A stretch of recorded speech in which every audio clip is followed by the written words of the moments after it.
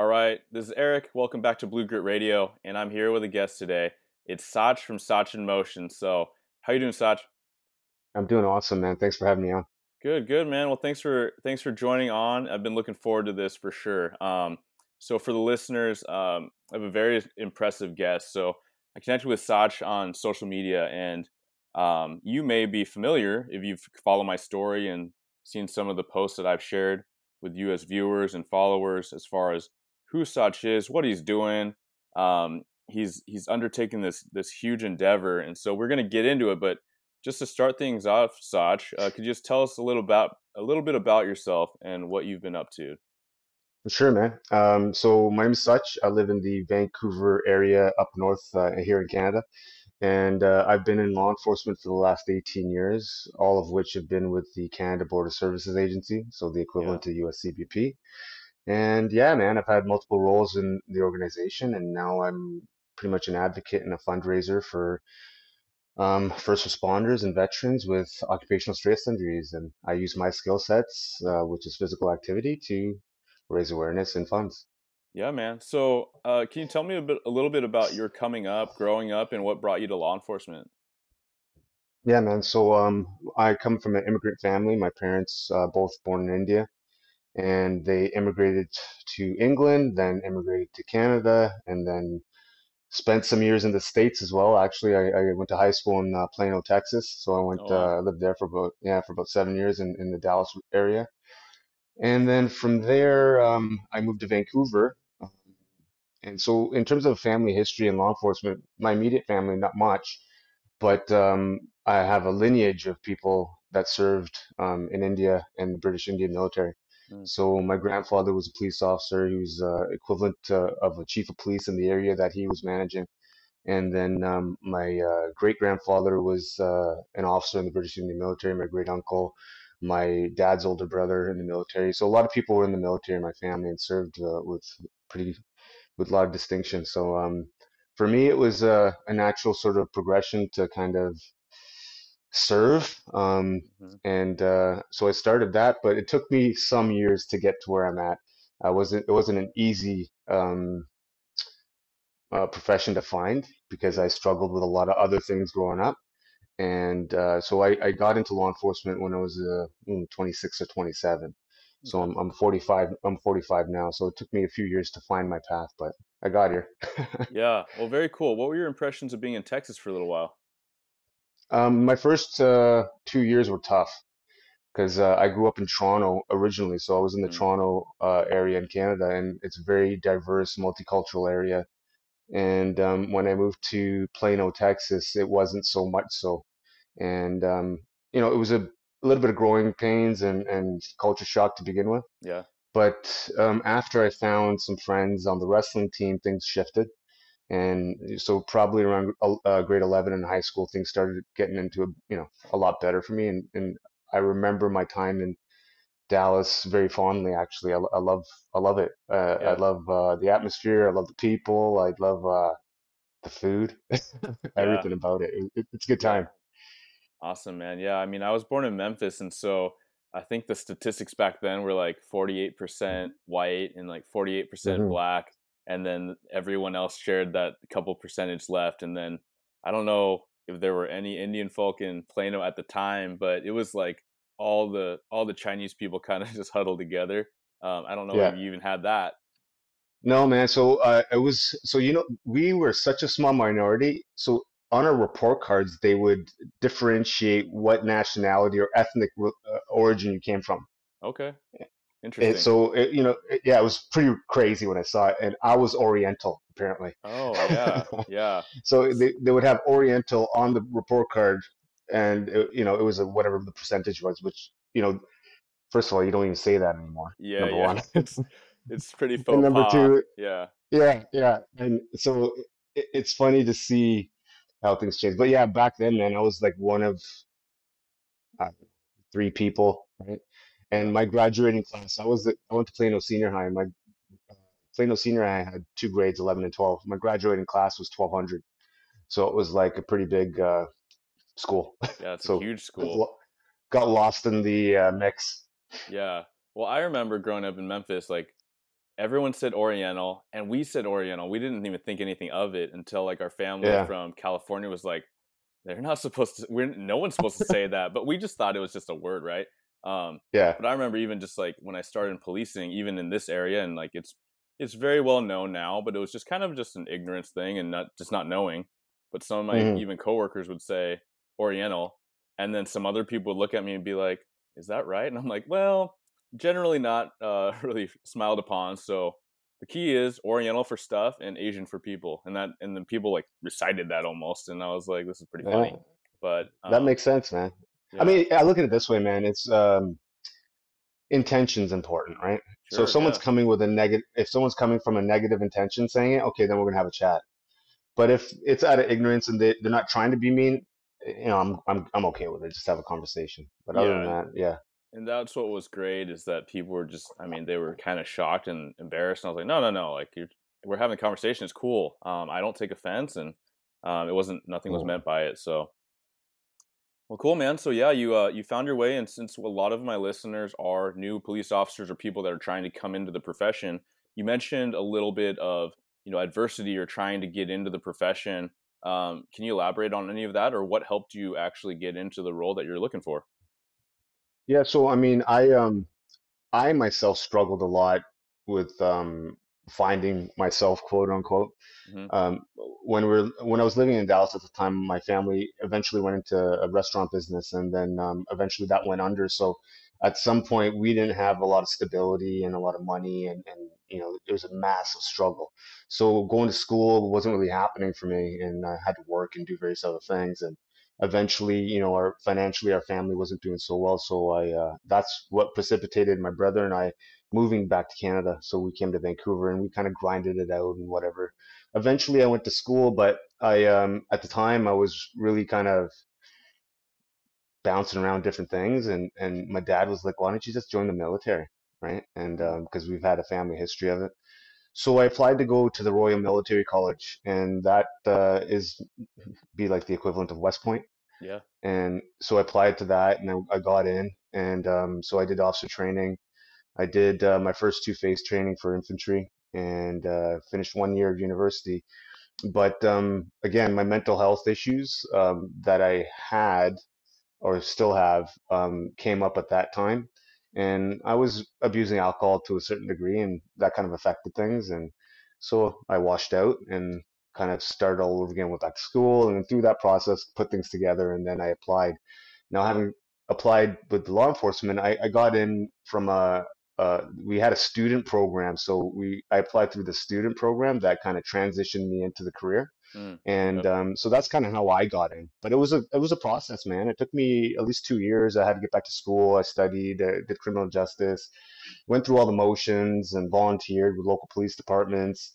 I was trying to get back into shape, so I was getting fit again. So I was doing all the things necessary to make it happen, and eventually it worked out, and I got the job with CBSA, and it's been 18 years, and it's been an awesome 18 years of learning and understanding different cultures, different people, and yeah, man, it's been a good run. Awesome. Yeah. So you talk about you reflect on your time, your 18 years. Any highlights, either assignment or specific incidents that stick out to you? Well, my last 4 years, I've been canine handler, so I've been doing that for the last four, Oh, hell and yeah. which has been an amazing.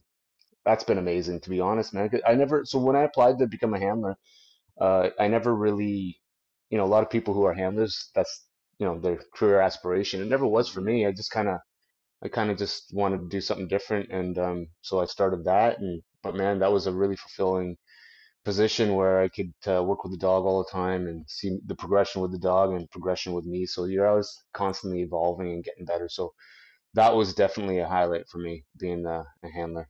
Yeah. What kind of dog was it? She was a black lab. So with CBSA, we have detection dogs. We don't have apprehension ones. Right. So the dogs tend to be a little bit more docile, a little bit friendlier. But yeah, so I had the black lab because, when you're at the international airport, you don't want to have dogs that may be intimidating for people when they're traveling all over the world. Sure. So that was the main reason why we had dogs that were less intimidating, i.e. like shepherds or Malinois or things like that. Yeah. Yeah. and I have a lab, or I had a lab, my Mm-hmm. first dog ever, as an adult. Mm-hmm. So yeah, soft spot for me, and especially like being a canine handler on the apprehension side. Yeah, Mm. nothing like it. So, what was your dog's name? What was her treat? Because So every dog has their yeah, thing. so her name was Kaya, and she was an FPA detection dog, so food, plant, and animal. So Hmm. she was trained on 7 different orders for uh, contraband coming into Canada, like food products that aren't allowed in. Yeah, And from my perspective, I mean, for me, it doesn't sound sexy. The sexy stuff is like drugs and bombs and all that kind of stuff with canine. But for me, I thought it was better personally, and good. I'll explain why. Okay, yeah. Because for me, the reason why I thought the agriculture stuff was more fun and better was because I was doing the actual job of a detection handler every single day. So it's not like you're getting, bricks of cocaine and, armory of weapons every single week, right? Yeah. So it's not, you have to do constant upkeep and training with your dog. So my training was actual positive indications every single day. Hmm. So my dog and I were progressing quite quickly and based upon the repeated positive indications. So from my perspective, doing the job of a handler, the function itself, that position was actually better, I think. Yeah, high volume for sure. And I think any Yeah. environmentalist or ecologist would be like, no, this is really important. You can really disturb a lot of the natural balance of things if you have the wrong kind of, agriculture or pollens or all that coming in them. Yeah. Well, yeah, man. Like, so just to put it in perspective, let's say someone comes in with a brick of cocaine. Yeah, it's terrible, right? And you apprehend it and this, that, and the other, and you do whatever's required, charges and that. But in the grand scheme of things, a brick of cocaine doesn't really make a dent, right? Like 1 kilo. I mean, in the grand scheme of, a Yeah. 100 kilos coming in. So let's say, for example, there's a pork industry that's quite massive in Canada. It's $1 billion industry. You get one contaminated beef product that ruins billions of dollars, Mm, or a pork product ruins yeah. billions of dollars. So, that can kill an entire industry. Yeah. So that would destroy an economy. So that's what we're trying to prevent. And so I would keep that at the forefront of my mind. When people would be, oh, that's not cool, that's not sexy. Okay, well, cool, man, but I'm still protecting our economy, so I'm good. Yeah, no, I love that. There's no job too Yeah. small. It's just the purpose we assign to it, right? And I think that after a certain Hmm. number of years, a lot of people, well, in the industry, right, a lot of people say, well, it's just a traffic stop. It's like, holy shit, you can find anything on a traffic stop. Or you could save a life from addressing some unsafe, reckless behavior, and maybe just a warning is enough, right? But like, no task is too small, and it's really just the purpose we assign. So, and we'll come back to purpose, especially what you're doing now as your main project. But Yeah. you mentioned getting back into shape, and for those that haven't tuned in yet, or those that haven't found your Instagram yet, and they will after listening to this, but Sach, you're a big dude. You have Hmm. bodybuilding, in your background now, right? I mean, you're Hmm. jacked. So, tell me a little bit about that, and like, did you have any kind of athletic background, or when you say get back into shape, and like, what was that like? Because that is a frequent question I get as a hiring supervisor is like, hey, how do Hmm. I start? How do I get into shape? Yeah, man, it's an awesome question. So I don't think I'm a natural athlete. I've had to work really hard to kind of get where I'm at, but I've always loved that atmosphere. I like being in it. So when I first started physical activity, I was a lot older, to be honest. I never played a lot of sports as a kid, and my first entry into sports was in high school, and I started wrestling on the wrestling team in grade 9. So I was about 13, and I sucked. I hadn't wrestled ever. So really, it was like 11 and 12 really when I started getting better at wrestling. And so my physical activity was really for 4 or 5 years. Lifted some weights and some wrestling, and then I went through some of my own personal issues for some years, and I didn't really get back into physical activity until I was about 26. And I mean, I lifted weights and stuff, but nothing serious. I would just, eat a bunch of food and go lift, right? Mm, But when I went to my training with CBSA, I was about so just so you know, I'm not that tall. I'm like almost 5'10", 5'9" ish, right? And that's plenty at tall. the That's how time, tall I am. That's great. well, I think it is, but some people chirp me, so I just want to be, Oh, I just want to be hater. okay There's with, always haters, man. Always haters. right? You know what I mean? Yeah, yeah. So I when I got to training, I was 230 pounds out of shape, fat, you know, just sloppy, right? That's a lot. And Yeah. yeah, and 5'9", 230 pounds is not in shape at all. And so after I went to training, because fortunately, I guess, to a certain degree, when I got into CBSA as a student, I was kind of in shape. But then when I stopped, I was just lifting only, and I wasn't doing much cardio. I wasn't, managing my weight, so it kind of went up. And then when I went to my actual training officially, it was about 2 years after I had been working as a student, and when I got hired on as an indeterminate full-time officer. So I was out of shape. So I went to the training facility, which is in Quebec, which is across the country from me. And it was a 13-week training program. And yeah, I was out of shape. And when I got back, I was like, yeah, I need to get into shape, man. I need to do my job properly. So I was trying to find ways to do that, and I didn't know how to do it. And because I didn't, I didn't think it was possible to lose weight for me. I was so delusional. So I ended up stopping at a supplement shop close to my house, and there was a guy that worked there. He's an IFBB pro now, pro bodybuilder, but back then he was in great shape, and I wanted to look like him. And so I would go there almost every single day, pick his brain, and get some guidance and advice, and I would slowly start learning how to diet, how to eat better, nutrition, and then he would also help me like training wise and lifting. And then after about, I don't know, 6 months of trying to lose weight, I dropped about 50 pounds. I was in and around 180. And then he was like, hey, man, you already dropped all this weight. Why don't you step on stage and see what happens?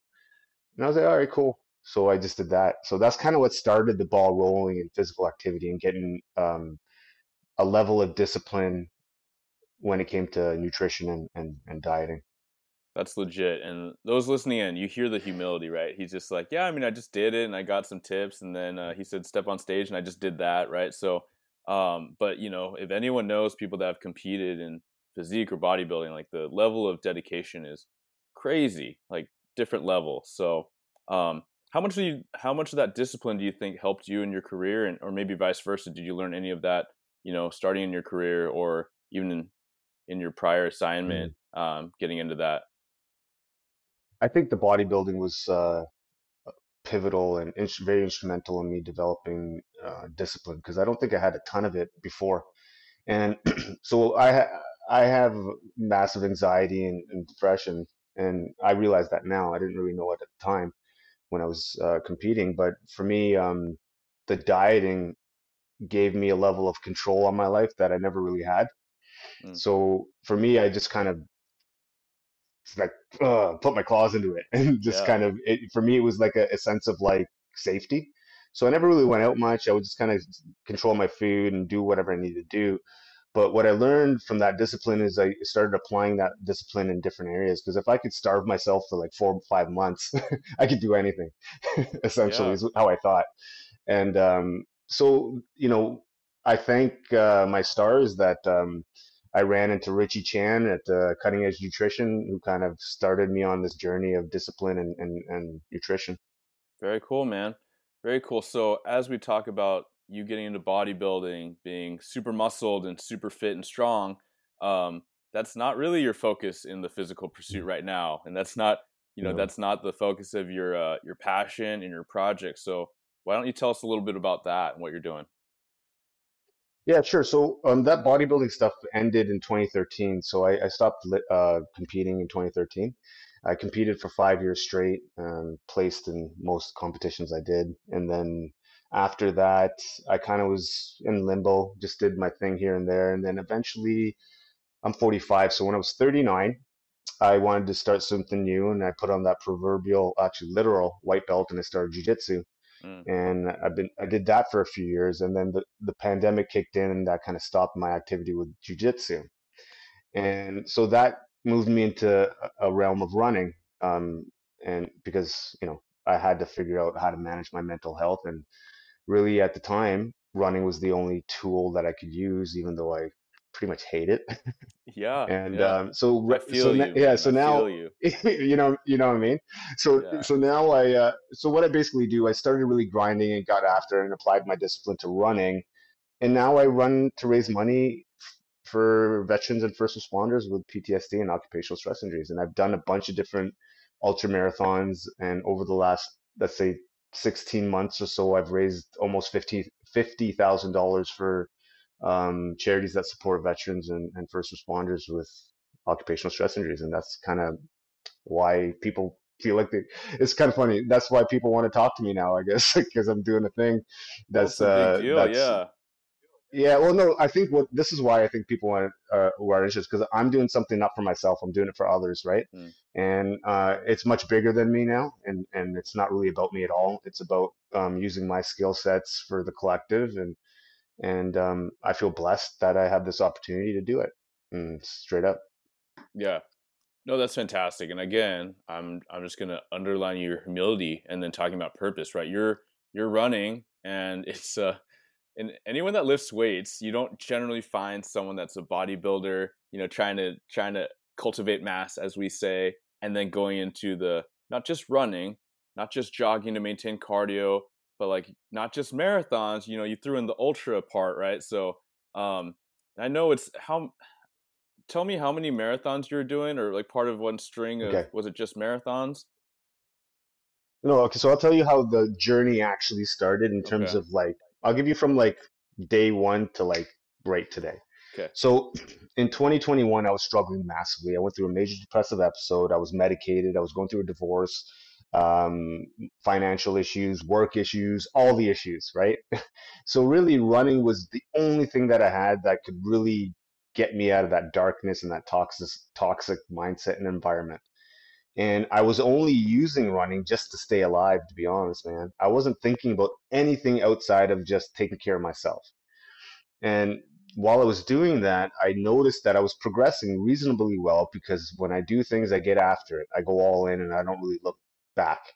So I started running in, let's say, 2020, and then I saw some progression in what I was doing. And then, let's say like summertime 2020 is when I started. February of 2021 is when I set some challenges for myself. So the first real challenge I set was like, I heard Cameron Haynes on Joe Rogan's podcast, Oh right? yeah. And for your listeners, Cameron Haynes, ultra endurance guy in his 50s, runs 100 miles, 200 miles, Beast. and Yeah. he used to work full time. And while he was working full time, he'd run a marathon a day. And I heard him say that, and I was like, what? I want to do that. Like, how do you do that? Yeah. So that was it. I was curious, Mm. and it was the curiosity that piqued my interest. So I was like, okay, how do I do that? So in February, I set a challenge for myself. I said, no, running a marathon every single day was just way out of my um, ideas. Like I just couldn't Hmm. perceive doing that. So I was like, let me try a half marathon a day for every day and see if I could do that. So to do that, I had to progress into it. So I set up a 10-week plan for myself, right? And I started off with 11K a day. So whatever that's in miles, I can't make the conversion right now, It's like but it was six 11K. ish, 6.5. It's just over six. So I think Yeah. 6.22 is 10 kilometers. So let's say 7 miles. Yeah. So I started with the 7 miles a day, and I would progressively increase it until I got to whatever a half marathon is, 13 miles. Hmm. And so it took me 10 weeks to do that. And I eventually got to that 10-week mark, and I ran a half marathon every single day for a week while I was still working full time, while I was running my dog, while I was still taking care of my daughter, like all the things at the same time. And so as soon as I did that, man, I was like, cool, I can run across Canada. I made a I made a connection to that because we have a that's guy. that's still such a leap, man. Like you're like, okay, I'm doing this, no big deal, and then let's run across Canada, and that's for those that are you well, that this are the yeah. well, I'll explain where that came from. So there's a guy named Terry Fox, a man named Terry Fox. He was born in the early 80s. He did something called the Marathon of Hope. He would run a marathon a day and raise money for cancer research. He had cancer himself, and he had his leg amputated. And he had his leg amputated, and he still ran halfway across the country, a marathon a day, raising money on a prosthetic. And this was 40 years ago. And so while he was doing this, he ended up having his cancer come back, and he passed away while he was still on this run. And so since his passing, 40 years ago, over $1 billion has been raised in his name for cancer research. That's where the connection came from for me, Mhm. because Terry Fox is a very he's a big deal in Canada. Like they have statues of him here. He's a very inspiring individual, and he's looked at as one of the greatest Canadians ever. So for me, that's why I had that immediate connection to Terry Fox. I was like, oh, half a marathon. I can run a half in the morning and then run a half in the afternoon. I can do that. Like, I'm a better athlete. It's been 40 years. That's kind of how I thought, right? Mhm. And so that's where that came from. But that was like just, pie in the sky kind of, okay, I'll do that, right? But what I did, so I had that goal to run across Canada, and I set the target for 2025 back in 2020. And so all I've been doing since then is training my body to be able to execute against that in 2025. And so while I've been doing that, I've been trying to also create more outreach and raise awareness and raise funds for the charity that I support. And how I've been doing that is in November of 2021, after I had done that first challenge of mine, I was like, you know what? I think I can do something pretty cool here. Let me see if I can run 100K or 100 miles or 100 kilometers, sorry. And so in November 7th of 2021, in Veterans Week in the United States, and we have Remembrance Day here in Canada on the Uh-huh. 11th of November. So I was using November 7th as a day to kind of run this 100 kilometers. And so I trained myself to do that, and I ran from a town called Chilliwack, where our Pacific Regional Training Center for the RCMP is. RCMP is the Royal Canadian Mounted Police. There's a Mhm. training center there. So I started there, and I finished at the Vancouver airport, which is 100 kilometers. And I ran that in just under 15 hours, and I raised $21,000 for the charity that supports veterans and first responders. And so that's what started really everything, like pushed everything to that next level, because November 7th, I did that. And then November 8th, I had a significant paradigm shift in perspective. I thought entirely differently. I thought, okay, you know what? I'm kind of done with my career in law enforcement. um, I knew I didn't want to do that anymore. I just didn't really know how to transition out, and I've been just trying to figure that out. Mhm. And yeah, so I did that, and that's kind of what kicked off this whole raising money and running and marathons and whatnot. Yeah. Super impressive, man. And you are truly an inspiration. I know you I hear you saying the words, it's not about me. And I hear you, but I just want to give you credit, and I hope you give yourself credit to you are for many people as are finding you and that will find you following this, but you are to a lot of people like Cameron Haynes was to you, right? Um, and there's Mm-hmm. something that someone like Cameron can say, or like like I know him, yeah, Cameron Haynes, or like David Goggins can say, and a lot of people are like, oh, "Holy shit, that is going to make me get out of bed, and that's going to make me run around the block at least." But then there's other people that they hear something like that, like, well, I could never do that, so why bother? So, have you thought about what it is inside of you, especially as you have taken on these new challenges? You're willing to be humble. You're willing to just be a student. Whether it's bodybuilding, diet, whether it's jujitsu, and then pandemic hit, and then now running. Have you thought about what that is within you that you were able to breed this resiliency and this hunger? Yeah, I mean, it hasn't been without struggle for sure, man. It hasn't been easy. Look, I had a pretty toxic mindset and a massive ego that would overtake a lot of things, and it drove my life into a ditch, right? And my life was pretty upside down, and I was the cause of 99% of it. And so what I did during the pandemic was unplug and take my inventory and see where I was making those mistakes in my life and poor choices, and I wanted to just do them different.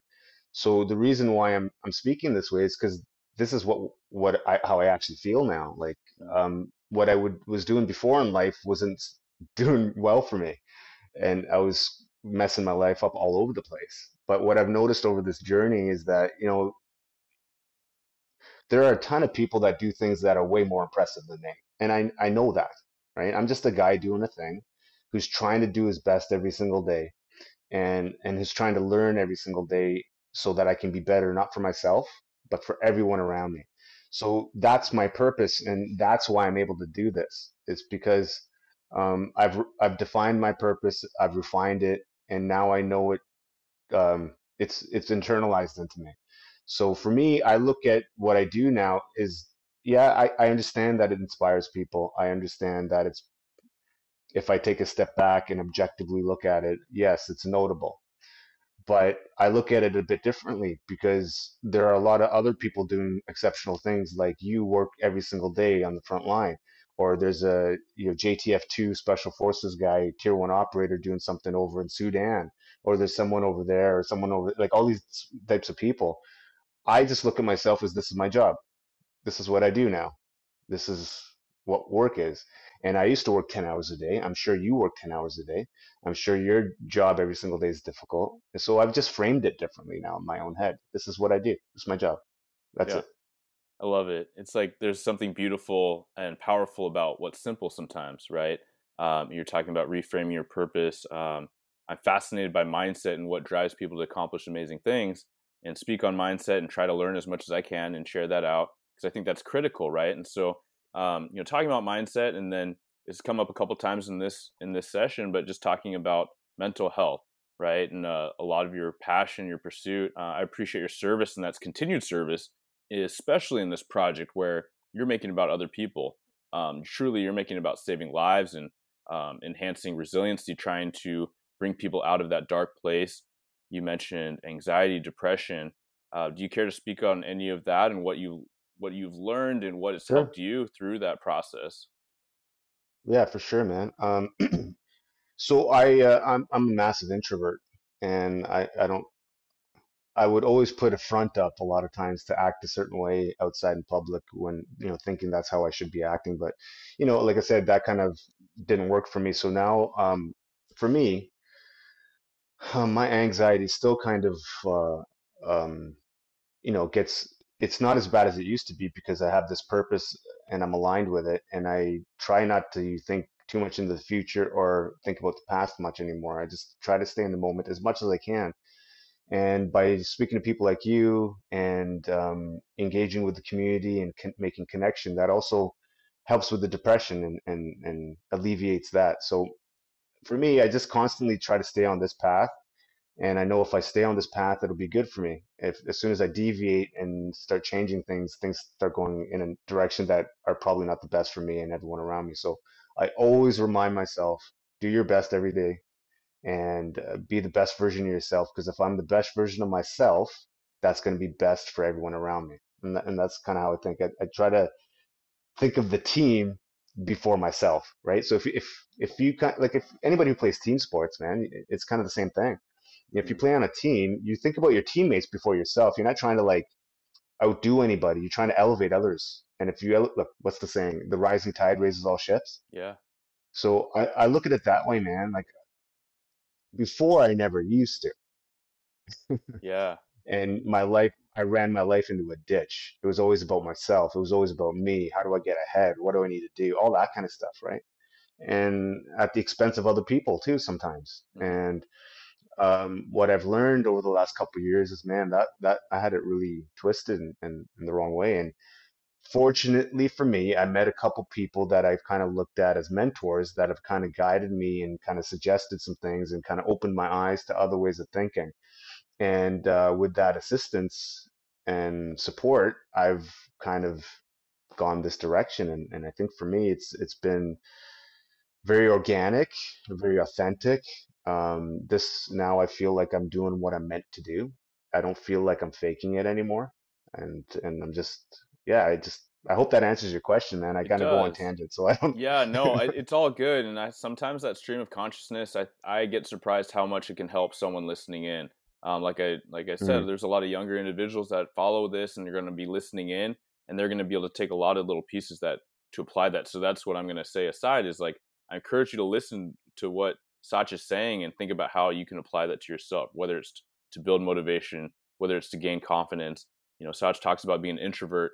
I certainly am the same, and I think a lot of people would say, "Man, you guys are on social media. You're doing all these things, and it doesn't make it easy. It's just like everything else, just like running, right? It's reps that make you more comfortable. But truly, like I've I've found this I guess comfort level with public speaking about policing because it is about the team, right? It's about the community, and so I found that I can level with people and connect, and that helps people gain understanding about police.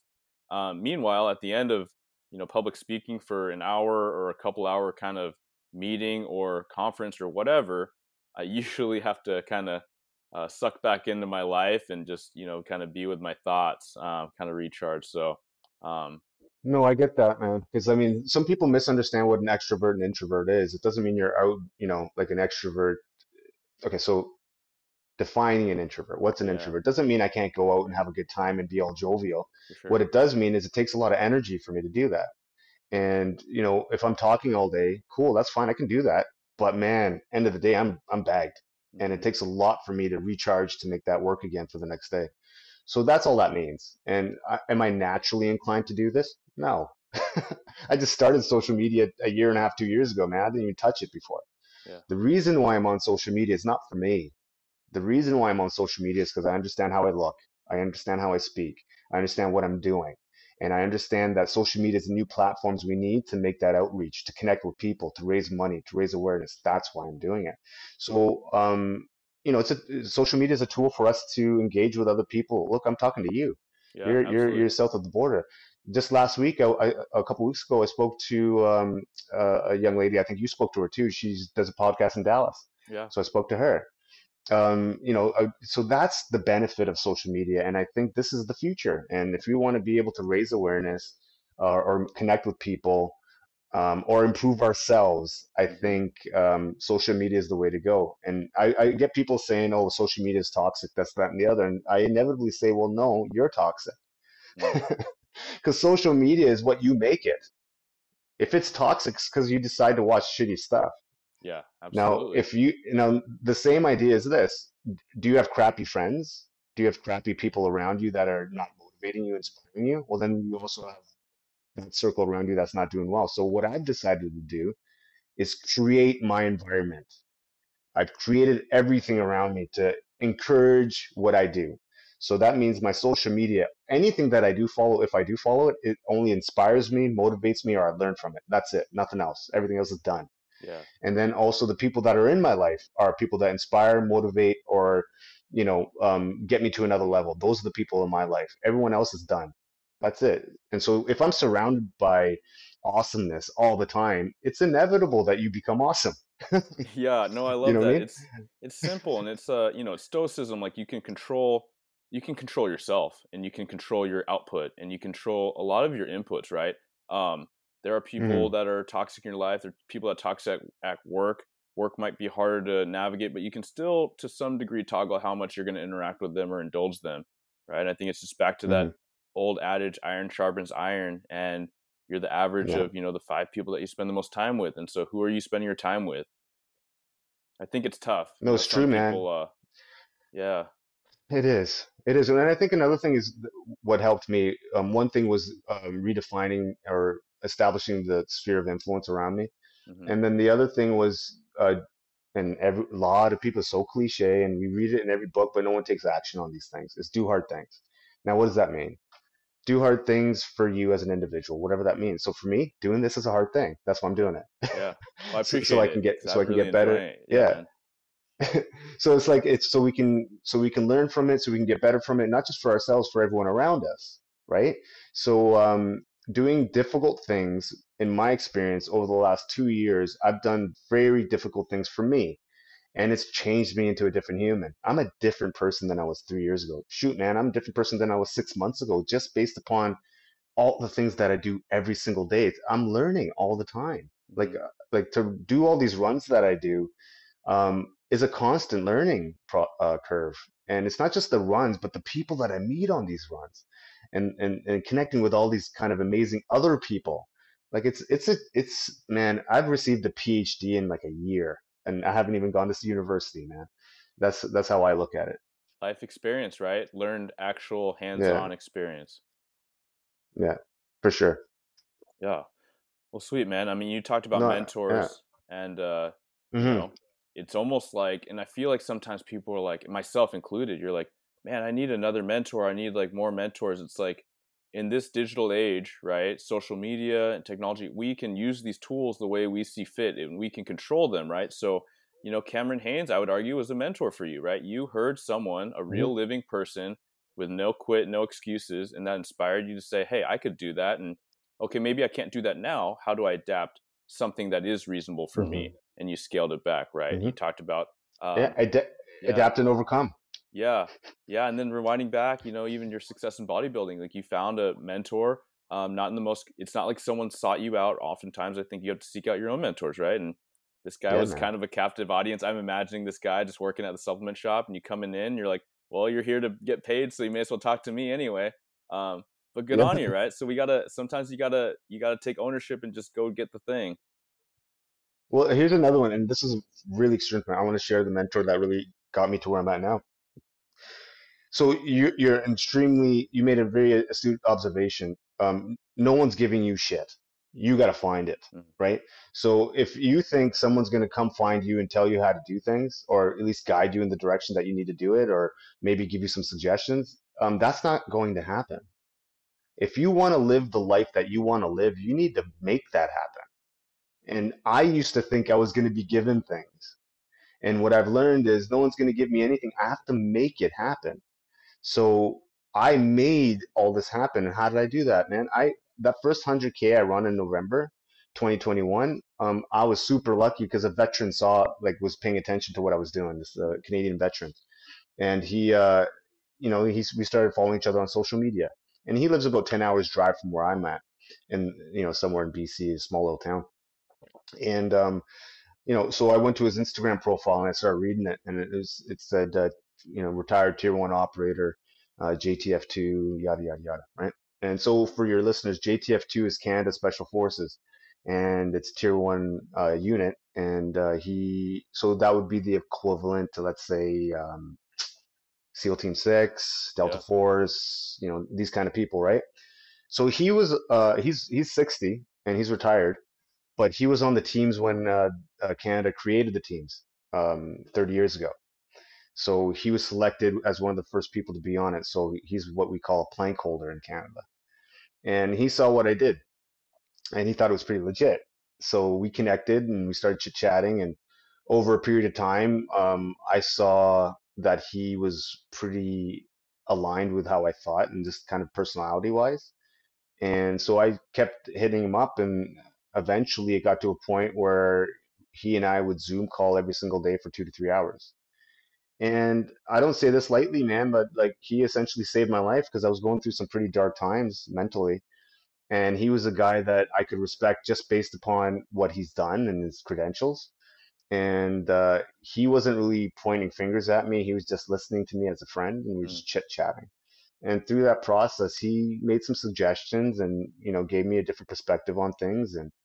And he's one of my closest friends to this day. And he's also an ultra endurance athlete. And we had alignment there. He used to be a world champion in 24-hour solo mountain bike races. And he's also been an elite performance coach for the last 15 years. And he's trained thousands of athletes, and he's trained a few world champions in the 24-hour solo mountain bike race world. And so I've been very fortunate, man. I've been very fortunate to bump into people like that who've been willing to, show me the path in terms of from how they've done things. And I've adopted some of those methodologies in my life. And I can only say it's made my life better. And I think if anyone, whoever's listening to this and thinks they've got things figured out, but they don't understand why their life isn't really going in the direction it is, man, perhaps look outside of yourself. And maybe if you see someone living the life that you kind of want to live, maybe tap them on the shoulder and ask them some questions and see if they're willing to help out. Because most people, I think, if they've reached a certain level and if you're willing to get after it, they're more than happy to give their points of view. And the only way they won't is if you just waste their time. yeah. Absolutely, man. You are a wealth of information, and so I'm tempted to ask you a quick couple kind of quick fire questions. Because Sure, you kind of span the horizon as far as fitness and health and mental health, and then I'd like to wrap up kind of where you can talk a little bit more about where folks can find you and contribute to your sure. project and raising money. Um, what basic advice would you give to the young men and women that are just looking to put on strength and some muscle, maybe for this job, maybe in general? Mm, okay, create a plan and start. I think the fundamental problem people have, everyone has an idea, everyone has a plan, no one takes the action. Everyone deep down, they know what to do. Everybody does. It's just I think action is what people lack, and for me, I'm all about action. So for developing strength, just go first. Just Yeah. start. Yeah. Yeah. Because I mean, for me to give someone a tip right now, it would like where do I even start with that? Because it Right. I could spend 5 hours talking about that. Absolutely. But the first thing people need to understand is identify what you need to do, and if that means you need to get stronger, cool. Get a membership to start. Once you're in the atmosphere of that gym and exercising, other things will come to you, and then just take advantage of those opportunities. But you just have to start. I think that's the fundamental thing. Take action. Yeah, absolutely. I just got Yeah. a message yesterday, and it was from a woman that is looking to come into law enforcement. She was talking about her lack of upper body strength, and so my follow up was, okay, what are you doing for that? Like, what are you? Have you tried a program before? Have you not? And then she was talking about, good on her. She was talking about all the leg strength stuff she was doing, but then she kind of just cut out, said, hey, I just didn't know how important push ups were, and I was like, well, they're important because technically you have to do them for the test, but also they're just important for a holistic thing. So, and that's more I appreciate your response because that's more of my thing. I think as a young man reading muscle magazines and all that, you're, man, what's the best sets, reps, whatever. It kind of doesn't matter. I think that until you're at a Mm-hmm. certain level, just do the thing, Mm-hmm. work hard, eat right, get some good protein in, eat enough, rest enough, Yeah. and you will see progression, right? If you're keeping track and It's working like hard. anything else, man. It's like anything else. If I said, okay, I want to run 100 kilometers tomorrow, okay, give my head a shake if I've never ran before. I got to start. I got to start training. What does that mean? Start diving into some books, start reading, start educating yourself. Because at the end of the day, if you want to do a thing, you have to figure it out. No one's going to do it for you. Yeah, So if you want to get bigger and stronger, tap some people on the shoulder. We have something called the internet now, and everything is there. it's And you crazy. can you It's can call it the crazy. goo you can call it the Googs, you can call it Google, you can call it whatever you want, man. But everything is at our fingertips. If you want to start something, you can do it. I think what one of the main issues is people have these limiting beliefs in their head. Don't think they can do it, so they quit before they even start. And action, man. It's all about Yeah, action. I love that. Just because I will be remiss and people will probably blow me up afterwards if I don't ask you about your diet and nutrition, whether that phase and now your endurance phase. Like, what do you find helps for you? Mhm. So I'm fortunate that I'm able to burn tons of calories based upon my output. Hmm. So I ran a half marathon on Saturday. So, that day I didn't burn a ton, but in around 4 or 5 thousand calories. So that gives me the luxury of kind of recovering and eating whatever I want. But on the daily, just for regular kind of what I'm doing, I keep it relatively clean, man. I keep it whole foods. I keep it pretty organic and natural.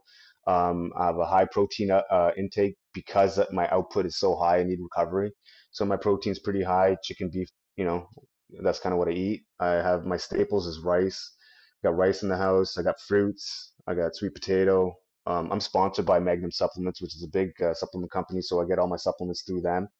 Um, and yeah, so that's kind of like my nutrition's pretty. And don't get me wrong, I'm not perfect. I indulge like no other. So like Sunday I had 2 pints of ice cream after my run, right? Just kind of tore that Right. up, and then I had Right. one Yeah. last. Yeah, yeah, for sure. So I try to what I try to do now as opposed to what I used to do is I anything that I do in terms of indulgence, I want to earn it before I do it. So, and I usually do earn because my PT right now is in and around 2 hours almost every single day because I'm training. Oh, I forgot to even mention this, but in August of this year, I'm training to run 22 marathons in 22 consecutive days. I'll be running across the province of British Columbia, starting in a town called Revelstoke, which is on the east border, and running all the way to the Bastion in Victoria, which is on the west coast and on Vancouver Island. And the Bastion is a monument that has all the names of all the law enforcement officers that have passed away on the line of duty. So I'll be finishing over there. And then that's 22 marathons in 22 consecutive days. We're going to be running across the province, raising awareness for a lot of first responders that have been affected by the fire season over the last couple of years here in British Columbia. And, so my PT is 2 hours every single day right now anyway. So, I'm eating a lot. Yeah. Yeah. It's got to go somewhere. And yeah, hmm that is the project I was mentioning earlier as far as the 22 marathon. So I'm glad that you found that in. What Do you still do strength training? Do you still do general weights as well? So I was doing, I've lost a bit of size to be honest, because I've removed all of my bodybuilding style type of lifting, because I needed all my recovery time for running and Hmm. what I'm doing right now. So any lifts that I do now are all designed to make me a more effective, efficient, and faster runner. That's it. And I'm not Yeah. really lifting how I used to because I mean it was just taking too much energy. I was when I first started doing all this, I was lifting the same way and I was doing jiu-jitsu. I was doing everything all at the same time, and that was taking a toll on my body, and I've had to reduce a lot of that so that I can put all my recovery time into running. Yeah. I mean, they're very contrary goals, right? To accumulate Mm, mass, specifically muscle mass, and then to run, you're carrying extra weight. So it mm, totally makes sense from, I think, most people's point of view. And it kind of makes you the unicorn. I don't feel like there's a lot of jacked marathon or ultra marathon runners. You see no. marathoners and frankly, people of all kinds of sizes, right? Some are literally definitely overweight, right? And it's very impressive they can do that. But the physiques are all over the place for those that are outside of the sport and look in. Yeah, well, I think you know what it is. If you're at the cream of the crop as a marathoner, you're going to be slim, right? I mean, to run a sub 3 hour or sub 2.5 hour marathon, you're not weighing 180, 200. It's just hard, right? Yeah. But I'm not the cream of the crop. I'm a guy trying to run, and you'd be surprised how fast you can run with the size that you have. And I can do a sub 2 hour half marathon. I'm 185 pounds. Like it's not going to kill me. And but it's just for people to kind of get used to the idea of maybe losing a little bit of size. Again, it's not about me. If it was about me, my ego would be all over the place. Oh, I don't want to lose the gains, this, that, and the other. But I've Sure. assigned the priority differently. And it's not about me. It's about doing the job. And how do I do the job? Well, if I have to lose size, cool. But you know what the awesome side effect is, man? My wheels have gotten bigger. There you My go. legs, my legs have gotten bigger, and they were always the hardest thing for me to get bigger when I was lifting. Isn't that So I was like, I crazy? should have been running a long time ago. Yeah, it's like Yeah, man. these tiny little reps, right? But they all add up, Yeah, right? Um, it does, man. It's awesome. yeah, you see that with some cyclists, right? They're just Mm, huge, yeah, for sure. No, thanks for sharing hmm that. And then for those in the job, you're talking about transitioning out and you're talking about your own ups and downs with mental health. What advice would you give people that are navigating or even coming in for them to keep in mind? I mean, it's hard to do, I know, but try to keep a positive mindset as much as you can. Um, Try to have all the tools available to you, i.e., fitness, eat well, try to sleep if you can. I know I mean, these are all things that you should do. I understand they're difficult, but the main things to kind of help with your mental health are simple things to do: sleep, eat well, exercise. And if you can manage those three, throw in psychologist appointments too. And Yeah, I regularly see my psychologist, at least once a month, sometimes twice.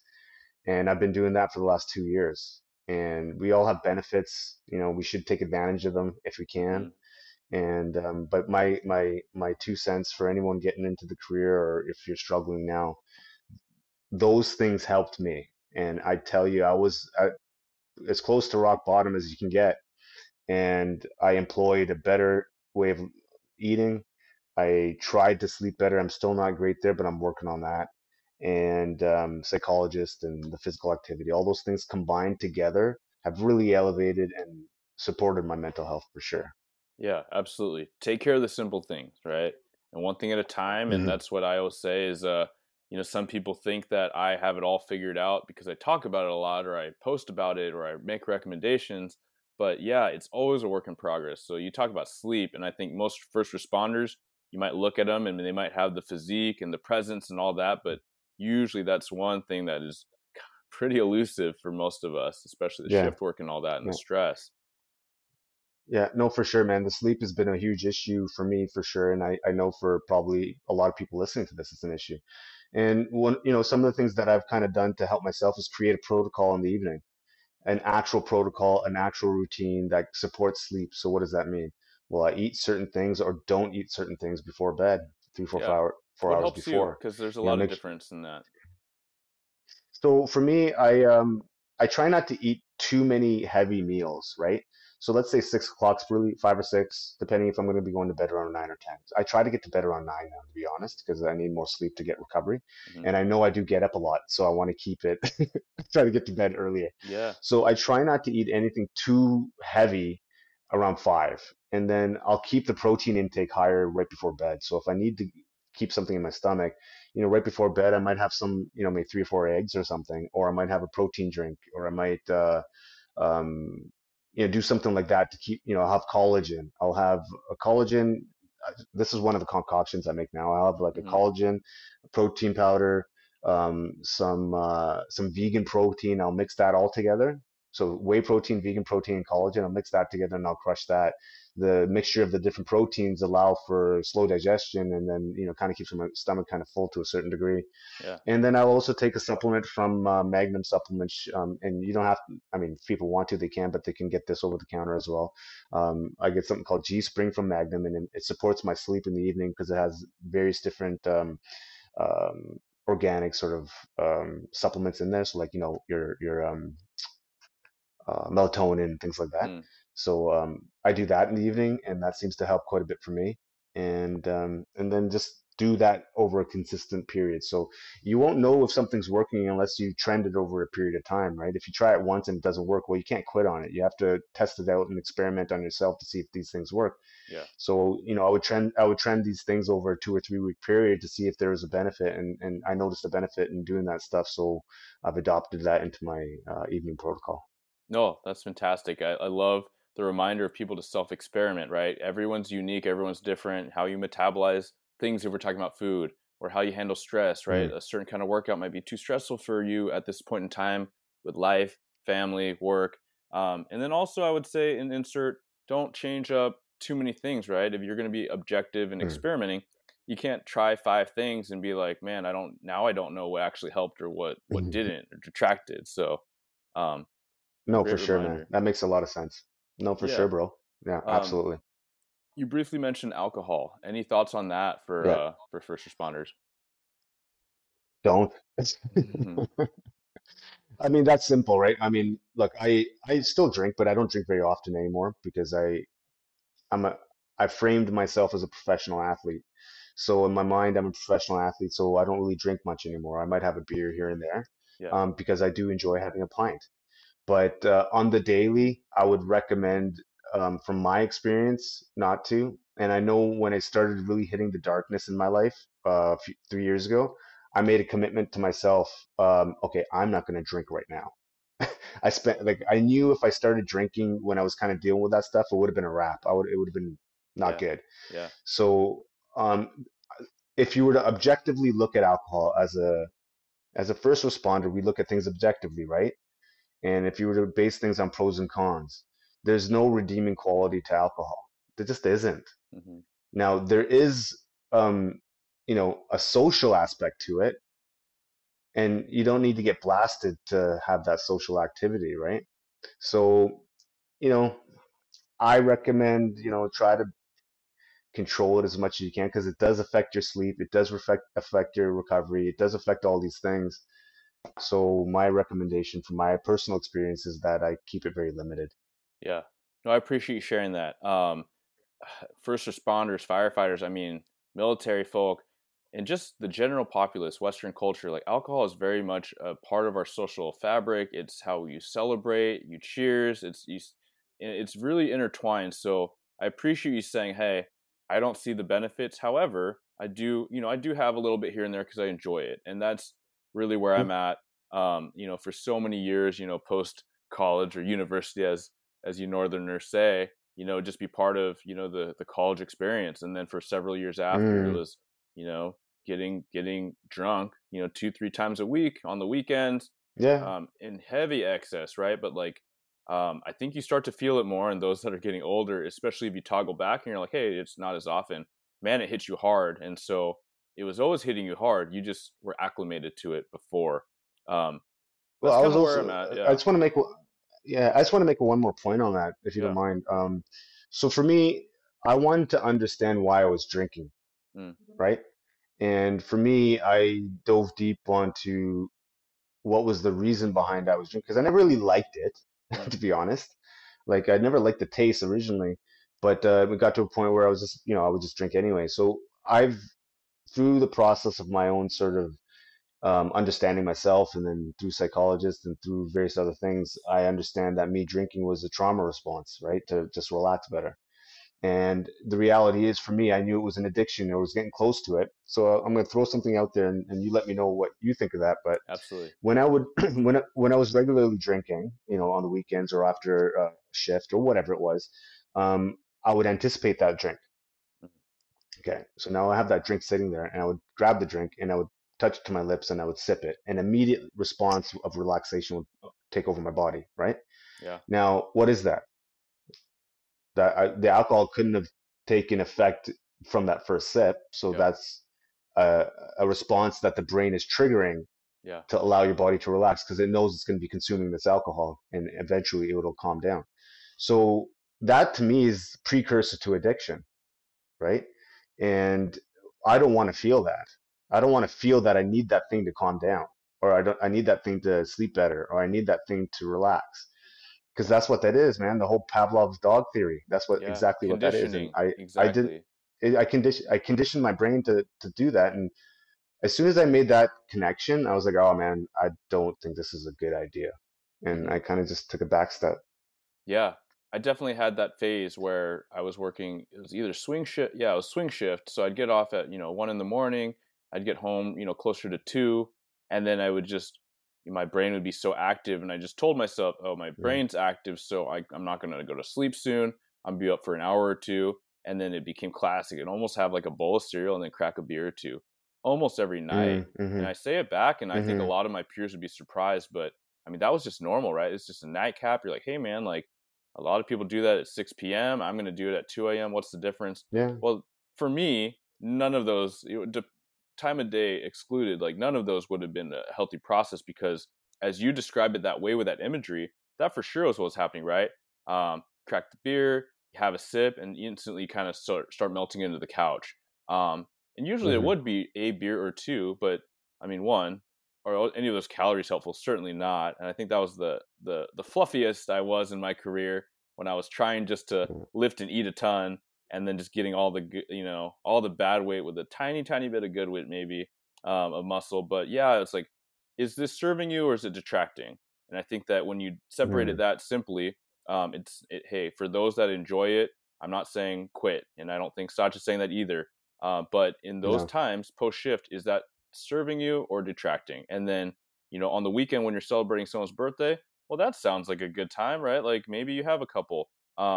Or even in the times I've found that it's weird that it's socially awkward if you don't drink. If you're meeting at a brewery or you're at a bar and you're not Mm-hmm. having anything, it's weird. And I think this says a lot about our society. And when people ask if something's wrong, or, oh, do you need to drive? Do you need to leave soon? Like, no, I just don't really want one. And I think that that's a good gut check for us in general. Yeah, and the other thing is to look at it from this way. Um, you got to lead by example sometimes, right? And how many leaders are there out there? I mean, you can place yourself as a leader in whichever atmosphere you want to be. And if other people are doing things that are not, you know, the best for themselves or even you, well, you can say, yeah, you know what, this, I just don't feel like it, and you can explain it and throw it down in the ball in their court. And if they want to continue drinking, that's on them. But Hmm. I can explain to them why I'm not going to have too many more. I'll have 2 pints and I'll hang out, watch the fights, and we're good to go. Yeah. But from a leadership perspective, I try to put that at the forefront of my mind too, because it's not about me, and I'm trying to be the best version of myself for everyone around me. So in order to do that, I also have to do things sometimes that I might not think is natural for me, or I might not like to do, but it's the right thing to do and it's the righteous thing to do in order to affect change. Yeah. I love that. It is the best way to lead, right? Lead by example, and also servant leadership. That's what you're saying. It's not about you, right? It's about everyone watching. It's about everyone that your efforts, your awareness, your span, your influence is going to help elevate, raise money, uh, driving your purpose, right? So I hear a lot of mantras, you've repeated them, and I think that's everyone needs those, right? You need a clear mission, you Hmm. need goals, you need mantras, you need positivity and purpose, and those are things that certainly echoed through our time together. Um, So Sach, I want to give it back to you. I want you to be able to tell people where they can find you, how they can connect, and where they can contribute to raise money. Yeah. So I have a few platforms. I have my Instagram where I put primarily all my stuff, and all the fundraising can be happening through there. It's at such SACH dot motion, and I have a link tree that you can click on. I have a bunch of different podcasts I've been on there, but also at the very top I have my website linked there, which is www.suchinmotion.ca, and it goes into who I am, why I'm doing this, why this entire journey. And then also in the link tree is a connection or a link to Honor House, which is the charity that I support. And they service all first responders, all veterans. That includes firefighters, police, paramedics, everyone that are affected with occupational stress injuries. Even Americans, when they're up here, if something were to happen, they can go stay there, not an issue. And as long as they can represent that they are a first responder. And so everything is there. You can make a donation. I know any Canadian that makes a donation gets a tax credit. I'm not sure if an American does, but Oh, yeah, we do service Americans. And so yeah, I also have a YouTube channel. I want to kind of share a couple things about the YouTube before you yeah, head out. please. My ultimate goal over the next 5 or 10 years is to create a substantial YouTube channel that can provide inspiration, motivation, and fun, and where people can learn. And the goal from that is to generate 1 million subscribers over a, the process of my journey over the next however many years, so that can generate an income for not only for myself, but I can reinvest that into the community, support first responders as they need, and also support Honor House in perpetuity. The goal is to have an Honor House in every single province across this country, and my goal is to make sure I can be um, a tool in making that happen over the next 10 years. So anyone who does subscribe to the channel, please do.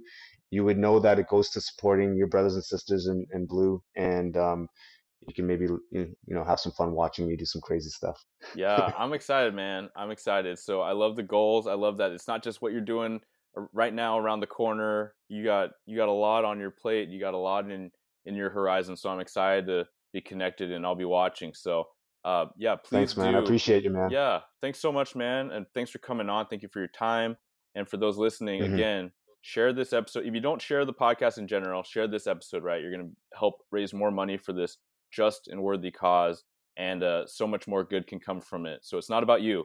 Share it out, and thank you again, Sach. Thank you, brother. Appreciate you, man.